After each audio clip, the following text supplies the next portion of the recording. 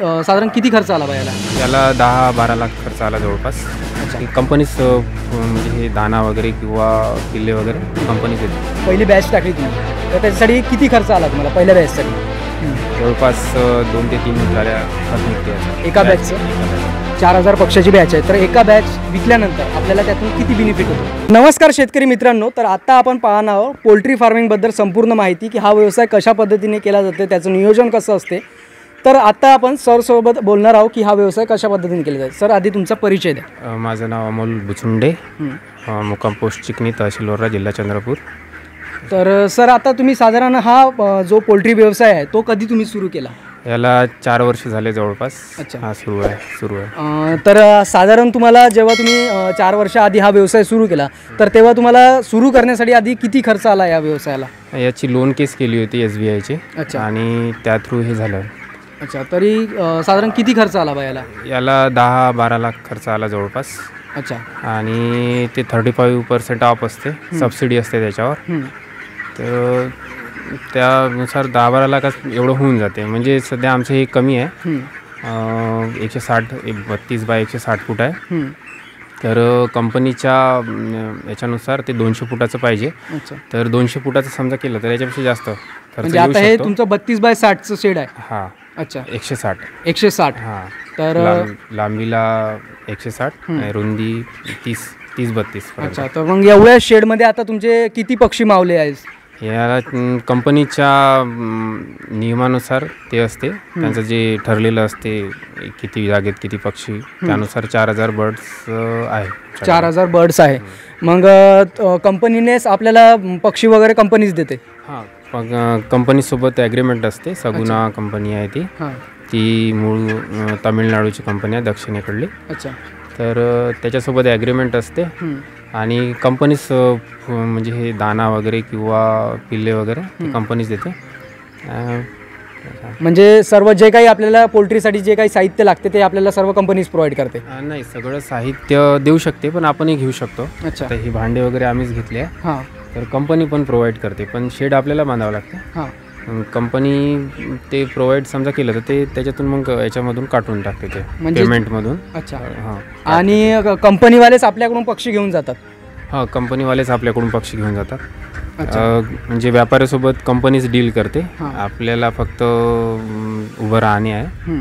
आणि आपलं काम म्हणजे कसं, कंपनीनं पक्षी दिले त्याच्यानंतर त्याचं पालन करून त्याला मोठं करणे. अच्छा. कमीत कमी त्याच्यात म्हणजे मर न होऊ देता जास्तीत जास्त वजन कसं घेता येईल.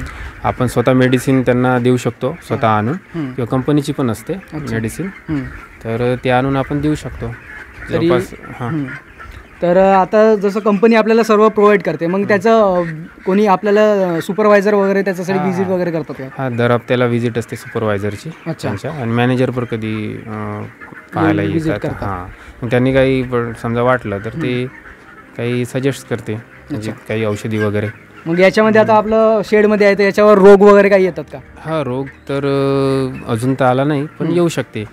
मग त्याच्यासाठी प्रिकॉशनसाठी काही लसी वगैरे देतात? हां, लसी वगैरे 7 दिवसाची असते. 7, 14 आणि 21 दिवस. लासोटा गंभोरो नावाच्या लसी असते. अच्छा. तर त्या दिल्या जाते. ते कंपनीकडूनच मिळते.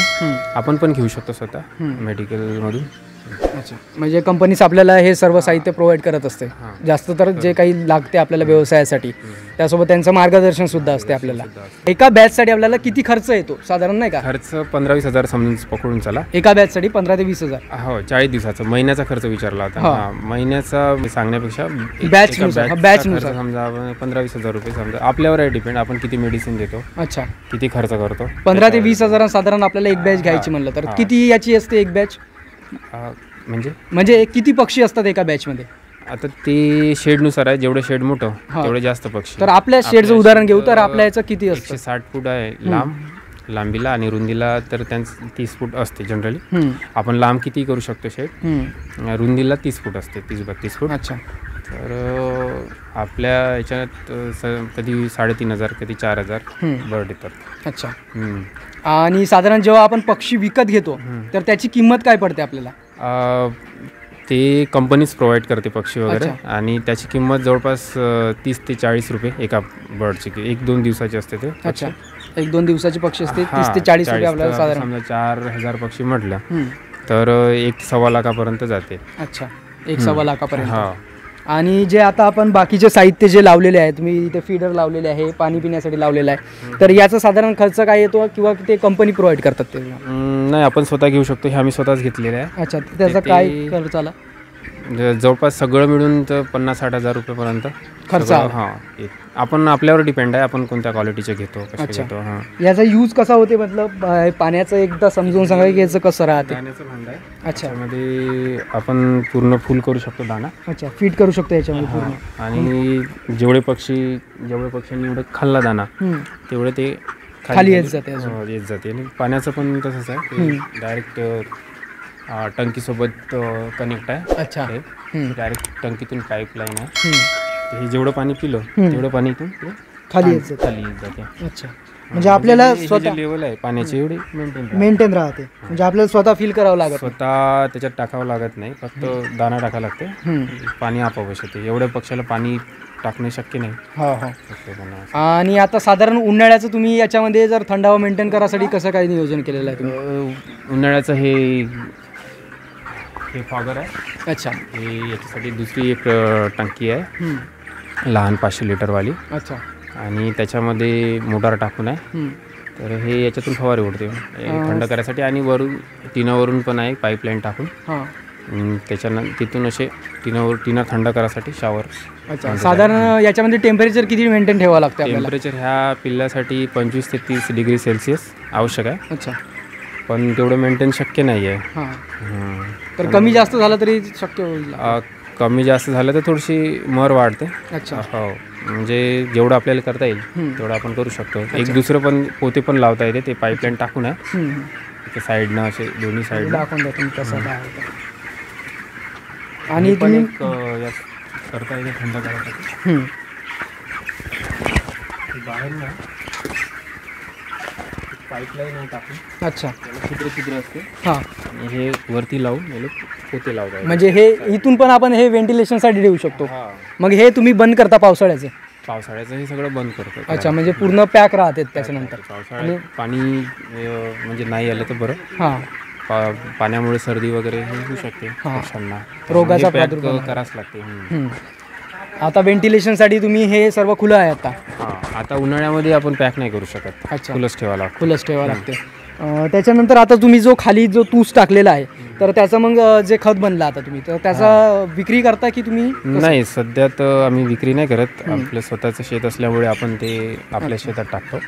जवळपास 2 ते 3 ट्रॉल्या खत निघते याचं एका बॅचचं. 2 ते 3 ट्रॉल्या निघते आपल्याला. आणि साधारण जर आपण एक खत विकतो म्हणलं तर त्याचं किती किंमत भेटू शकते आपल्याला? आता आपली गाई म्हशीचं खत समजा विचार केला तर एक ट्रॉली 2000च्या आसपास जाते. तर ही ऑब्विसली थोडं महाग जाणारच, 2,500-3 हजार. 2,500-3 हजार विकतो म्हटलं तर. पण अजून विकलं नाही, त्याचं अनुभव नाही विकण्याचा आपल्याला. अच्छा. अजून विक्री केलेली नाही? अजून विक्री केलेली नाही. तर साधारण आता तुमच्याकडं एवढे पिल्ले आहे, खाद्य आहे, तर त्यांचं खाद्याचं नियोजन तुम्ही ज्या पद्धतीने केलेलं आहे, किंवा मग कोंबड्याचं असेल, तर याच्यावरून आपल्याला काय लक्षात येते की आपण स्वतः केलं पाहिजे की आपण कॉन्ट्रॅक्ट बेसिसवर केलं पाहिजे? स्वतः पण करू शकतो. अजून आपण स्वतः केलेलं नाही आहे. हे कंपनीसोबतच आपण ॲग्रीमेंट केलं आहे. अच्छा. पण स्वतः केलं तर रिस्क जास्त राहते. म्हणजे साधारणतः 5-6 लाख खर्च येऊ शकतो. पिल्ले, दाना, पिल्ले वगैरे सगळं मिळून. तर एवढी मोठी रिस्क घेणं शक्य होणार नाही. जो घेऊ शकते तो टाकू शकते स्वतः, पण त्याला बेनिफिट पण तेवढंच मिळणार. कारण त्याला हा कंपनीचं काही लागणार नाही. सुपरवायझरचं जे चार्जेस आहे, कंपनीचं सगळं, गाडी आता हप्त्याची गाडी येते, तर कंपनीचं तर सगळं काटकूट करून आपल्याला त्याचं पेमेंट केलं जाते.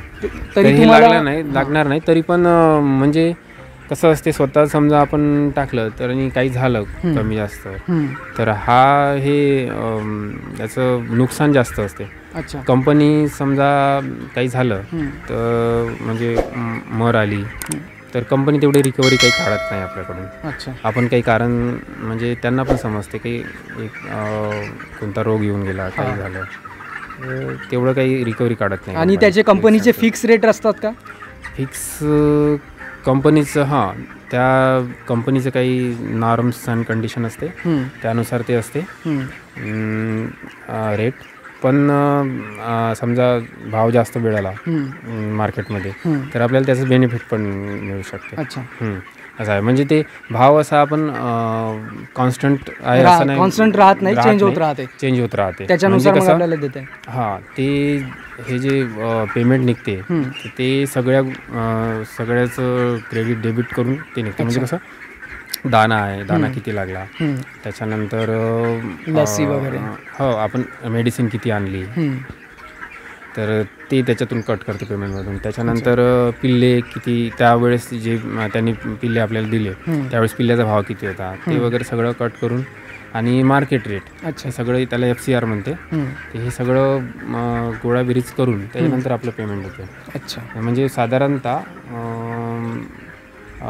एका पक्षामागं 10 रुपये, 11 रुपये, 12 रुपये किंवा 8 रुपये या प्रकारे ते पेमेंट निघते. असं म्हणजे साधारण किलोचा भाव तरी आपण धरला तरी किती? किलोचा भाव आता ते कंपनीच सगळे पक्षी व्यापाऱ्यासोबत डील होते आणि व्यापारीच येते इथं मोजासाठी न्यायासाठी. आता त्याच्यानंतर समजा आपलं वजन चांगलं असलं, आपला खर्च कमी असला तर आपल्याला बेनिफिट जास्त मिळते. अच्छा. हां, तर आता माझा प्रश्न होता की आता आपली तुमची किती पक्षाची बॅच आहे म्हटलं? जवळपास 4,000 पक्षाची बॅच आहे. तर एका बॅच विकल्यानंतर आपल्याला त्यातून किती बेनिफिट होतो?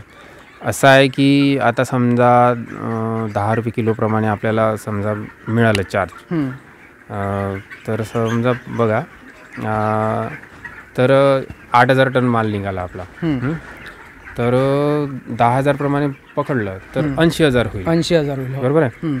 10 रुपये 11 रुपये म्हटलं तर जास्त होईल, 12 रुपये म्हटलं तर त्या याच्यात. अच्छा.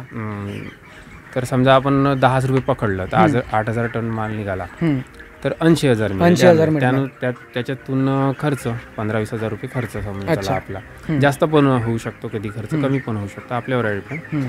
कधी कधी काय होते जास्त मेडिसिन द्यावं लागते, एखादा सर्दी आली काही याला, किंवा मग आता कंपनीच्या गाड्या येतात किंवा व्यापाऱ्याच्या गाड्या येतात, त्या गाड्या कुठे फसल्या तर ट्रॅक्टर लावावं लागतं, किंवा आता थोडा रस्ता खराब आहे आपला तर तो वगैरे खर्च वगळता इकडे तिकडे मिळून जातो. म्हणजे निव्वळ आपल्याला 60,000चं प्रॉफिट तरी पर बॅच आपल्याला निघू शकतो. पर बॅच हो 80,000 जरी आपण म्हणलं तरी त्याच्यातून आपल्याला 20,000 वजा केले तर आपल्याला 60,000 मिळू शकते. पण 80,000 मिळेलच असं काही नाही, म्हणजे कमी भावावर डिपेंड असतं, कमी जास्त. आता 1 लाखापर्यंत गेला आहे पेमेंट या बॅचचं, आणि 50,000 पर्यंत गेला आहे, 40,000 पर्यंत आला आहे. अच्छा. तर असं आपण ॲव्हरेज समजा पकडला, आता माझं समजा 2-3 वर्षाचा समजा ॲव्हरेज काढला तर 60-65,000 आपण ॲव्हरेज काढू शकतो. हां, 60-65,000. आणि तोही प्रॉफिट, नुसता प्रॉफिट नाही, म्हणजे बॅच कंपनीचं प्रति बॅच. अच्छा. पेमेंट ॲव्हरेज समजा काढला तर 60-65,000 रुपये आपण ॲव्हरेज काढू शकतो. आणि त्याच्यातून आपण खर्च वगळता आपला किती मिळते, तरी पण हे लॉसमध्ये नाही आहे. आता जेवढा काही अनुभव आला एवढ्या दिवसापासून करत आहोत, लॉस नाही, पण तेवढी मेहनत घ्यायला लागते, करायला लागते. आणि किती टाइम देता तुम्ही? असं दिवसातून किती टाइम देता पोल्ट्रीसाठी? टाईम जेवढा दिला तेवढं कमीच आहे. आता मी दुसरा पण जॉब करतो शाळेत. अच्छा. त्यामुळे सकाळी माझं 9-10 पर्यंत 7 वाजेपासून, आणि संध्याकाळी 6 नंतर 9-10 वाजेपर्यंत पुन्हा त्याला वेळ देतो. आणि एक आता माझा प्रश्न होता की आता आपण बॅच घेतली आहे, तर तुमचं आता पर वर्षाला तुम्ही हे घेता, बॅचा घेता, तर वर्षाला किती बॅचा घेता तुम्ही? आता समजून चला की 40 दिवसात एक बॅच तयार होते. अच्छा. आणि त्याला साफसफाई वगैरे करण्यामध्ये 15 दिवस जाते, म्हणजे हे खत वगैरे काढण्यामध्ये, आणि जसं फवारणी आहे, चुना मारणं आहे, असं सगळं 15 दिवस ते, आणि 40 दिवस म्हणजे 2 महिने समजून चला. 2 महिने एक बॅच 2 महिन्याची असं समजा विचार केला तर 12 महिन्यात 6 बॅचा आपोआप 6 बॅचा होतात आपण. आणि तुम्हाला आता 6 बॅचा होतात, आपलं वर्षाचं किती निघू शकतं याच्यातून प्रॉफिट आपलं? आता पूर्ण 6 बॅचाचं वर्षाचं 6 बॅचचं समजा प्रति बॅच जरी आपण 50,000 जरी पकडले, 50,000 12 म्हणजे 6 लाख 5-6 लाख 6 लाख तरी आपल्याला होऊ शकते निव्वळ प्रॉफिट त्याच्यातून होऊ शकतो. तर आता जर कोणाला जर सुरू करायचं असेल, पोल्ट्री व्यवसाय सुरू करायचा असेल, तर त्यांनी कसा सुरू केला पाहिजे ते थोडंसं सांगा. सुरू करायचं असेल तर खूप चांगला आहे हा व्यवसाय, मी तर म्हणतो. तर 2-3 गोष्टी त्याच्यासाठी आवश्यक आहे. एक तर तुमच्याकडे पैसा असेल तर स्वतः करू शकता आणि नसेल तर मग लोन केस थ्रू करू शकता. अच्छा. ते झालं. आणि त्यानंतर हे करू नये तुमची जर मेहनत घ्यायची समजा तुमची मानसिकता असेल तर तुम्ही हा जॉब करू शकता, हे व्यवसाय करू शकता. नाहीतर नाही. तुम्ही समजा निव्वळ माणसाच्या भरोशावर समजा म्हटलं तर तुम्ही काहीही करू शकत नाही, कारण हा लाईव्ह बिझनेस आहे. याचं थोडंसं एक दिवस इकडे तिकडे झालं, मेडिसिन जास्त झाली, कमी झाली किंवा पाऊस आला, पडदे नाही झाकले तुम्ही, तर पटकन तुमचे 50 पक्षी मरून जाते. अच्छा. आहे ना. किंवा समजा खूप उष्णता आहे आणि तुम्ही समजा फॉगर शॉवर नाही लावले, तुम्ही जर राहिले झोपून वगैरे किंवा दुसऱ्या कामासाठी गेले तर तुमचे तेवढ्या वेळात तुमचं नुकसान होऊ शकते. आणि नुकसान हे केवळ थोडंसं नाही होत, झालं तर हे पूर्ण बॅच झाली जाते. पूर्ण बॅच नाही तर पण 50-100चं नुकसान होऊन जाते. मग त्याचं मग ते आपल्या रिझल्टवर परिणाम होते. एक दिवस जरी इकडे तिकडे झाला तर तुमचं ते रिझल्ट खराब होते. अच्छा. त्यामुळे 40 दिवस कंटिन्यू याच्यावर लक्ष द्यायला. लाईव्ह बिझनेस आहे हा. आणि असं नाही की आपण टाकून दिला दाना पाणी चाललं गेलं. कधी काय होते, एखादी नळीच लीक होऊन जाते, म्हणजे कोणतं उंदीर कातरून टाकते तर काही होऊ शकते. तर सगळं पाणी समजा टंकीतलं वाया निघून गेलं तर पाणी भेटलं नाही पक्ष्यांना एखादे दिवस, तर पक्षी असं झालं एकदा इथे. असं भरपूर वेळा होते, म्हणजे नळी वगैरे लिकेज राहिली तर पाणी वगैरे ते वेस्टेज चाललं जाते सगळं. नंतर मग ते मी एकदा तर रात्री आलो होतो चक्कर मारासाठी, तिथे पूर्ण टंकी खाली होऊन गेली. मग तेव्हाच मग भरलं मी ते जे लीक. म्हणजे तेच आहे की आपल्याला बरोबर याची काळजी घ्यावी लागते आणि स्वतः गुंतून व्यवसाय हा करावा लागते, स्वतः करावं लागते. माणसाच्या भरोशावर नाही जमत. ती तुमची एक तर पैसे खर्च करण्याची मानसिकता एवढी समजा असेल तर, आणि मेहनत तुम्ही स्वतः समजा लक्ष घालू शकत असाल तर हा बिझनेस प्रॉफिटमध्ये आहे असं. आणि जर आपण कॉन्ट्रॅक्ट बेसिसवर केलं तर आपल्याला विक्रीचं वगैरे टेन्शन राहत नाही की त्यांनी स्वतः घेऊन जातात. विक्रीचं राहत नाही टेन्शन. त्यांचा डिजिटल काटा असतो आणि व्यापाऱ्यासोबत त्यांची डील असते. व्यापारी गाडी घेऊन येतात, आपल्याला बसून काठीवर लिहावं लागते आणि एक लिफ्टिंग सुपरवायझर येत असतो कंपनीचा आणि तोच लिफ्टिंग करून देतो. आपल्याला तेवढं काही करावं लागत, फक्त आपल्याला कोंबडे भरून त्यांच्या जाळीमध्ये म्हणजे काट्यामध्ये टाकावं लागते. 4-5 पोरं सांगून एवढं काम आपलं असतं. अच्छा. बाकीचं मग त्यांचं काम असतं सगळं. ठीक आहे. तर आता आपण पाहिलं की हा व्यवसाय कशा पद्धतीने केला जातो, याच्यासाठी लागवड किती येते, कॉन्ट्रॅक्ट बेसवर केलं तर किती फायदा होतो. तर हा व्यवसाय तुम्हाला कसा वाटला ते कमेंट करून नक्की सांगा आणि असेच नवनवीन व्हिडिओ पाहण्यासाठी आपलं चॅनल नक्की सबस्क्राईब करा. तर भेटूया एका नवीन व्हिडिओमध्ये.